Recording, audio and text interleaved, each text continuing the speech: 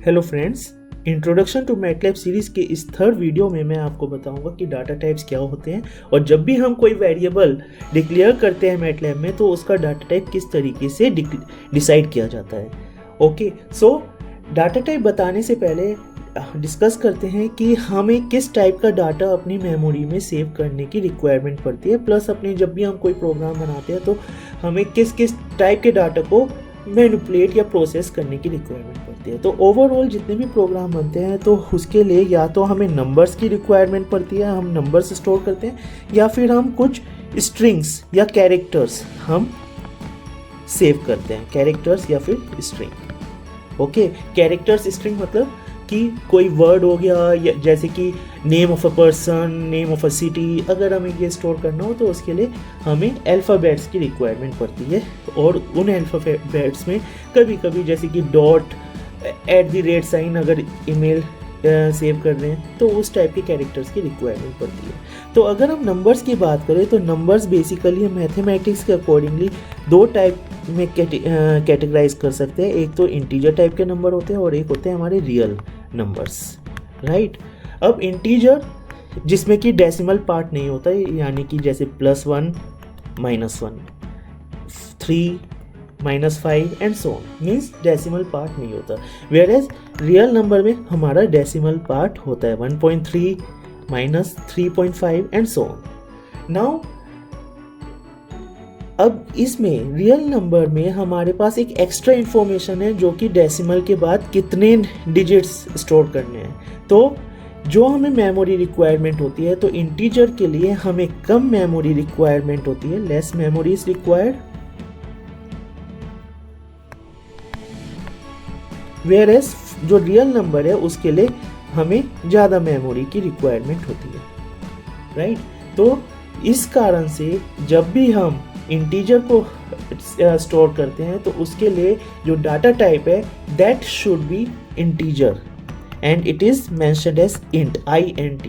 Where as जब हम real number को सेव करते हैं तो उसके लिए जो हमारा डाटा टाइप होता है दैट इज फ्लोट। मैटलैब में जो हमारे इंटीजर है, integer data type it is mentioned as INT8 और INT16, स्पेस नहीं है बीच में। Okay, so it is int8, similarly int32, int64। यहाँ पर ये जो 8, 16, 32, 64 नंबर है it is the bits, number of bits, that number of bits जो हम यूज कर रहे हैं नंबर को स्टोर करने में। तो अगर मैं 8 बिट यूज कर रहा हूँ तो 8 बिट में हम छोटा नंबर स्टोर कर सकते हैं in comparison to the 16 bit. तो जितनी ज़्यादा बिट्स यूज़ करेंगे उतना ही बड़ा नंबर हम स्टोर कर सकते हैं। सो डिपेंडिंग ऑन कि मुझे कितना बड़ा नंबर स्टोर करना है उसके अकॉर्डिंगली मैं डिक्लेयर कर सकता हूँ कि मेरे को कौन सा डाटा टाइप यूज़ करना है, राइट।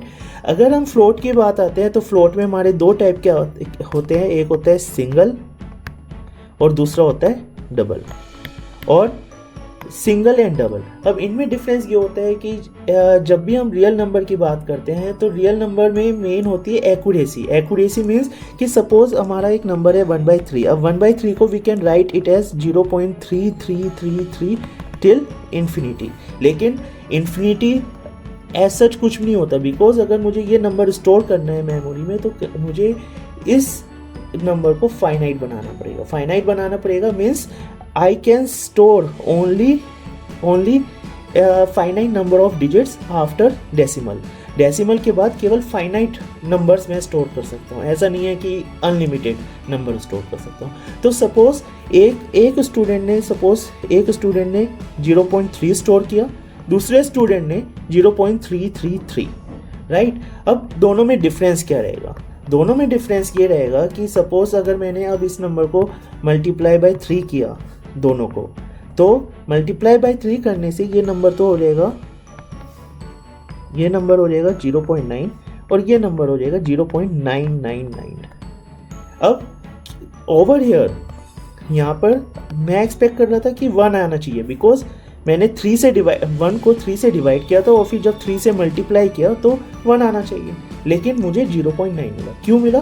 क्योंकि यहाँ पर जो 3 3 3 थे, ठीक है, उन सबको इग्नोर कर दिया था, ठीक है, उन सबको इग्नोर कर दिया। इग्नोर करने से क्या हुआ कि 1 आना चाहिए था, लेकिन मेरा आ रहा है 0.9, यानी कि एरर कितना है?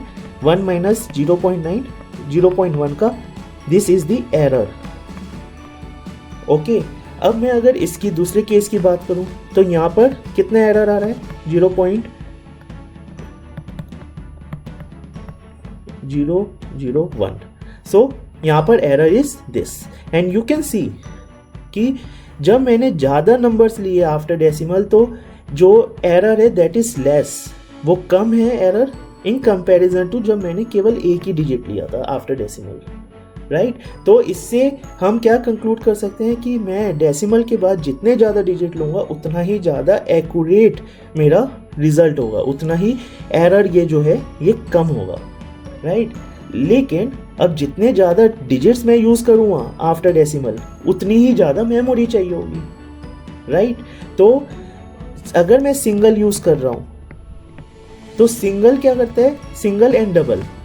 तो जो सिंगल है वो अगर जो सिंगल है वो single will store the number and the number will be less accurate in comparison to double. तो अगर मैंने एक नंबर सिंगल में स्टोर किया और वही नंबर डबल में, ओके, लाइक 1/3 का जो रिजल्ट है वो मैंने सिंगल में स्टोर किया, डबल में भी स्टोर किया, तो सिंगल में जो रिजल्ट आएगा that will be less accurate in comparison to the double. तो सिंपल सा है कि डबल में नंबर ऑफ बिट्स हम ज़्यादा यूज़ करते हैं तो उसमें हम और भी एक्यूरेट नंबर को स्टोर कर पाते हैं, okay. But again it depends on कि मुझे कितनी एक्यूरेसी चाहिए। अगर ये जो इफ़ माई प्रोग्राम, अगर मेरे प्रोग्राम में मैं इतना एरर 0.1 का एरर अफोर्ड कर सकता हूँ तो मैं सिंगल ही यूज़ करूँगा। अगर मैं ये अफोर्ड नहीं कर सकता तो मैं डबल यूज़ करूँगा। तो it depends on the requirement, ठीक है। अगर रिक्वायरमेंट सिंगल से कंप्लीट हो रही है तो सिंगल यूज़ करिए। So this is about the integer कि नंबर्स को जब भी मेरे को स्टोर करने हैं तो इंटीजर नंबर हो सकते हैं या रियल नंबर हो सकते हैं। इंटीजर हो गए तो मेरा जो टाइप हो गए दैट विल बी इंट 8, 16, 32, 64, और अगर रियल नंबर हो गए तो data type it will be single और डबल, ओके। और इसके अलावा इंटीजर में हमारे पास एक और चीज होती है that is you int. You से यहां पर यू से मतलब है अनसाइंड इंटीजर। अनसाइंड इंटीजर का क्या मतलब होता है कि अगर मेरा ये यू इंट 8 है तो 8 का मतलब है कि 8 बिट यूज होगी नंबर को स्टोर करने के लिए। बट यू से क्या हो रहा है? अनसाइंड, यानी कि अगर मैंने data type you int use किया है तो इसका मतलब ये है कि इस वाली कैटेगरी में नेगेटिव नंबर्स अलाउ नहीं होंगे। मैं नेगेटिव नंबर्स को स्टोर नहीं कर सकता, राइट, आर नॉट अलाउड। तो अगर लाइक सपोज मेरे को मार्क्स स्टोर करने हैं और मार्क्स में नेगेटिव मार्किंग नहीं है तो इन दैट केस मार्क्स हमेशा पॉजिटिव हो गए। तो अगर पॉजिटिव ही नंबर है तो मैं अनसाइन इंटीजर यूज़ करूँगा जिससे कि मैं ज़्यादा नंबर्स, मेरी जो रेंज है वो बढ़ सके, राइट। तो अगर मैं श्योर हूँ कि लाइक फॉर एग्जांपल एज, अगर मेरे को एज स्टोर करनी है किसी की, ठीक है, या वेट स्टोर करना है तो एज, वेट ये कभी भी नेगेटिव नहीं हो सकते। तो अगर नेगेटिव नहीं हो सकते तो इट्स बेटर कि मैं यू इंट अनसाइन इंटीजर यूज़ करूँ इन कंपैरिजन टू इंट 8। इससे क्या होगा कि मैं सारी की सारी बिट्स नंबर सेव करने में लगाऊंगा। वेयर एज इंट 8 में एक बिट, इंट 8 की जो 8 बिट्स है उनमें से एक बिट हम यूज़ करते हैं साइन के लिए कि प्लस है नंबर या माइनस है, ओके। सो उस बिट को भी मैंने यू इंट 8 में उस बिट को भी नंबर रिप्रेजेंट करने में यूज़ कर लिया है। तो उससे मैं और भी बड़ा नंबर यू इंट 8 में स्टोर कर पाऊंगा। सो जैसे हमारे int 8 है, int 16 32 64, वैसे ही हमारा होता है अनसाइंड इंटीजर uint 8 16 32 64। सो ये तो बात हुई है नंबर की। अब आते हैं कैरेक्टर। कैरेक्टर में हमारा डाटा टाइप होता है CHAR। यहाँ पर इसके लिए अगर मेरे को सिंगल कैरेक्टर या सिंगल कैरेक्टर मतलब सिंगल अल्फ़ाबेट अगर मेरे को स्टोर करना है या सिंगल स्पेशल कैरेक्टर स्टोर करना है, तो मैं सिंगल कोट के अंदर simply I will write this. तो जैसे मैं ये लिखूंगा तो जो B अल्फ़ाबेट है, कैपिटल अल्फ़ाबेट, वो A को असाइन हो जाएगा। अगर सपोज मैंने लिखा सब कुछ इस तरीके से ABC with in single quote के अंदर, तो यहाँ पर ये जो वर्ड है ABC वो A में असाइन हो जाएगा। अगर मैंने लिखा A equals to my name is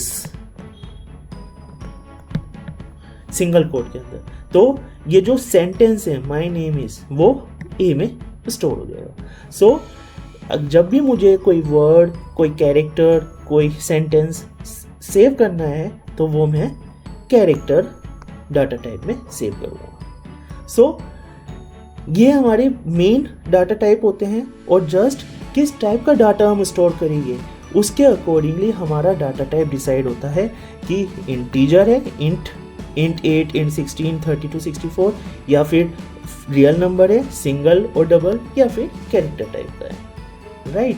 तो अब देखते हैं हम मैटलैब में कि ये मैटलैब में कैसे काम करेंगे।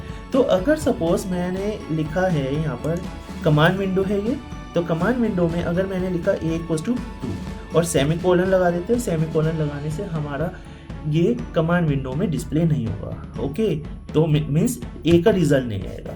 तो मैंने एंटर किया एंड यू कैन सी कि वर्क स्पेस में A आ गया, इसकी वैल्यू 2 है। एंड ओवर हियर क्लास, अगर क्लास देखोगे ये क्लास डिफाइन कर रहा है टाइप कि हमारा डाटा टाइप क्या है। तो A वेरिएबल का जो डाटा टाइप है, जो क्लास है, दैट इज डबल।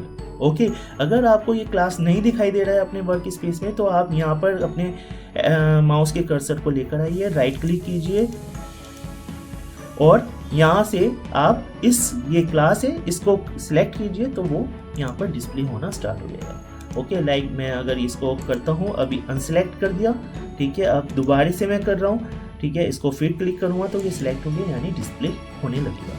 ओके, तो यहाँ पर जब मैंने A इक्वल्स टू 2 किया तो ये डबल हो गया। अब यहाँ पर क्वेश्चन ये है कि अरे 2 तो इंटीजर है, तो ये तो इंटीजर होना चाहिए, लेकिन ये डबल हुआ है। रीज़न इज कि बाय डिफ़ॉल्ट अगर मैंने डाटा टाइप नहीं बताया तो मैटलैब हर एक नंबर को डबल ही कंसीडर करता है। ओके, तो या तो मैं बताऊँ उसे कि नहीं int 8 करना है, 16 करना है, ठीक है, अगर नहीं बताऊंगा तो वो सबको डबल ही कंसीडर करेगा। अगर सपोज मैंने अब b इक्वल्स टू 1.3 लिया, ठीक है, तो b इक्वल्स टू 1.3, वैल्यू 1.3 और क्लास इज डबल, तो अभी भी डबल आ रहा है। अगर मेरे को जैसे कि ये था, अगर मेरे को ये इंटीजर लेना है तो उसको इंटीजर में रखने के लिए मुझे क्या करना पड़ेगा, a इक्वल्स टू, और यहाँ पर मुझे लिखना पड़ेगा int 8, और फिर ब्रैकेट के अंदर मैं लिखूंगा जो भी नंबर मेरे को देना है 2। और अब अगर मैं एंटर करता हूँ तो यहाँ पर देखोगे कि वर्क स्पेस में जो वेरिएबल A है उसकी वैल्यू तो 2 है और क्लास इज int 8, यानी कि जस्ट अगर मेरे को बाय डिफ़ॉल्ट डबल यूज़ नहीं करना है तो मुझे यहाँ पर मेंशन करना पड़ेगा अपना डाटा टाइप, राइट। सो इससे मेरा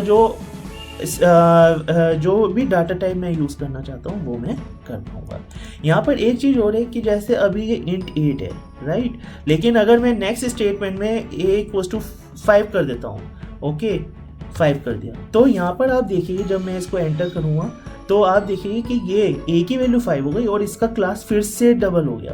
ओके, तो यानी कि यू कैन सी कि पहले इसका A का डाटा टाइप int 8 था, लेकिन यहाँ पर मैंने स्पेसिफाई नहीं किया तो वो वापस डबल हो गया।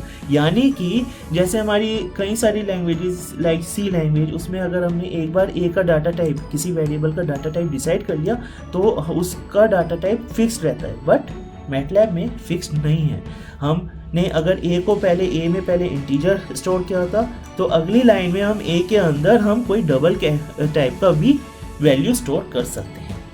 ओके, सो ये हो गई हमारी बात कि हमें स्टोर कैसे करना है, और जब हम कोई भी नंबर असाइन कर रहे हैं तो हमें चिंता करने की ज़रूरत नहीं है कि वो उसका डाटा टाइप क्या हो रहा है। हाँ, अगर मेरे को फिक्स है कि मैंने सोचा हुआ है कि भाई मेरे प्रोग्राम के अकॉर्डिंगली तो मीन्स रिक्वायरमेंट के अकॉर्डिंग तो int 8 से काम चल जाएगा, तो उस केस में मैं स्पेसिफाई कर दूंगा। अगर मैं स्पेसिफाई नहीं करना चाहता तो सिंपल से यहाँ पर स्टेटमेंट लिखो और वो अपने आप डिसाइड कर लेगा कि कौन सा क्लास है, कौन सा डाटा टाइप है। अब अगर मेरे को सपोज कैरेक्टर को स्टोर करना है तो लाइक मैं कैरेक्टर को बी में स्टोर कर लेता हूँ या सी में स्टोर करता हूँ, तो सी इक्वल्स टू और यहाँ पर ये सिंगल कोट में है ना, और सेमी कॉलन लगा देता हूँ जिससे ये इस तरीके से डिस्प्ले ना हो। तो ये किया, और यहाँ पर वर्क स्पेस में आप देखेंगे कि सी की वैल्यू हो गई हमारी बी, और यहाँ पर क्लास इज कैरेक्टर। अब मैं डी एक ले लेता हूँ जिसमें हम वर्ड स्टोर करते हैं, कि सपोज मैंने स्टोर किया नेम, ठीक है, और सेमी कॉलन, और यहाँ पर देखेंगे कि डी इसकी वैल्यू इज नेम और ये कैरेक्टर ही क्लास है, राइट। तो इस तरीके से हम कोई भी वेरिएबल बना सकते हैं, और वेरिएबल में जस्ट हमें वैल्यू असाइन करनी है। हाँ, we do not need to worry कि उसका डाटा टाइप क्या होगा। ओके, सो इस तरीके से हम कर सकते हैं। नाउ इसके बाद हम क्या देखेंगे कि जो उतने भी वेरिएबल मेरे वर्क स्पेस में हैं, ओके, तो उसको फाइंड आउट करने के लिए there is one function which is known as who। तो अगर मैं WHO को कमांड विंडो में टाइप करता हूँ और एंटर करता हूँ, तो आप देखेंगे कि ये मेरे को डिस्प्ले कर देगा कि वर्क स्पेस में कौन कौन से वेरिएबल्स अवेलेबल हैं, उनके नाम A, B, C and D। So 4 he variable थे। अगर मैं WHOS who's करता हूँ तो और एंटर करता हूँ, तो आप देखेंगे कि इसमें वो और नेम के साथ और भी डिटेल्स दे देगा कि क्या साइज है, कितनी बाइट्स यूज़ की है, क्या क्लास है एंड एट्रीब्यूट्स अगर कोई है तो यहाँ पर जैसे कि ए वेरिएबल उसका साइज ये है ना, इतनी बाइट यूज़ कर रहा है और ये क्लास। ओके, ये जो साइज है ये सिंपल से इसका मतलब है, साइज का सिंपल से मतलब है कि लाइक मैट्रिक्स का साइज कि कितनी रो एंड कितना कॉलम है, वो हम आगे वीडियो में कवर करेंगे। सो साइज सिंपली मीन्स कि कितने मैट्रिक्स का साइज कितना है। ओके, जैसे D है, यहाँ पर D का साइज है 1x4, तो यानी कि 1 रो 4 कॉलम्स, और Q है ये D में अगर देखेंगे तो हमारा नेम है। अब नेम में 4 कैरेक्टर्स है NAME, तो ये जो 4 कॉलम है दैट इज करस्पॉन्डिंग टू पहला column N, second column A, third column M और फोर्थ कॉलम में E स्टोर, राइट। सो ये हमारा हो गया who's। इसकी रिक्वायरमेंट क्या पड़ती है WHO की और who's की? इसकी रिक्वायरमेंट हम अगर मान लो आप एक प्रोग्राम बना रहे हो और प्रोग्राम के अंदर आपको फाइंड आउट करना है कि भाई कौन कौन से वेरिएबल्स एग्जिस्ट करते हैं, तो उसके लिए आप क्या कर सकते हैं, E इक्वल्स टू WHO अगर करेंगे तो E, अब E के अंदर ये हमारे E है, यहाँ पर कुछ है, तो अगर मैं इसको डबल क्लिक करता हूँ तो एक विंडो ओपन होएगा, और इस विंडो में आप देख पाएंगे कि यहाँ पर हमारा A है, फिर A B C D। Okay, तो यानी कि इस E के अंदर मेरे जो वेरिएबल्स थे A B C D, okay, तो वो वेरिएबल इसमें आ गए, और मैं प्रोग्रामिकली मैं चेक कर सकता हूँ कि भाई कौन कौन से वेरिएबल्स एग्जिस्ट करते हैं। सिमिलरली अगर मैं यहाँ पर F करता हूँ, है ना, who's, तो F को अब यहाँ पर ये F है, इसको डबल क्लिक करता हूँ तो ये ओपन हो जाएगी, ठीक है। और यहाँ पर आप देखिए कि सिर्फ वेरिएबल नेम के अलावा हमारे पास और भी इंफॉर्मेशन है, राइट, कि इसका साइज क्या है, बाइट क्या है, क्लास क्या है। सो यहाँ पर कंप्लीट टेबल आ गया, और हम प्रोग्रामिकली हम फाइंड आउट कर सकते हैं कि भाई किस वेरिएबल का क्लास क्या है, उसका कितनी बाइट्स ले रहा है, तो हम प्रोग्रामिकली ये सब चेक कर सकते हैं, right. So this is about the data types, कि हम कैसे वेरिएबल्स को डिक्लेयर कर सकते हैं, वैल्यू असाइन कर सकते हैं, उसके जो डाटा टाइप है वो उसका मतलब क्या होता है। Now after having the information, after having the knowledge of the data types and variable कैसे क्रिएट करते हैं, तो अब हम एक क्वेश्चन कर सकते हैं। तो क्वेश्चन है ये कि considering length and breadth of a rectangle as 5 and 6, यानी कि एक रेक्टेंगल की लेंथ और ब्रेथ दे रखी है, और बोला हुआ है कि हमें क्या डिटरमाइन करना है, area and perimeter of the rectangle, और ये डिटरमाइन करने के बाद store them in variable AR and PERI peri.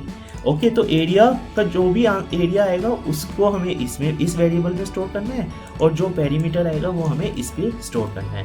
तो अब हमें पता है अपने मैथमेटिक्स से कि कोई भी रेक्टेंगल होता है तो रेक्टेंगल का जो एरिया है यानी AR अगर हम इसको लेंथ को L से रिप्रेजेंट करें, ब्रेथ को V से, तो सिंपल एरिया तो हमारा हो जाएगा L इंटू B। और जो पेरीमीटर होता है PERI, तो that will be twice of L plus B, right.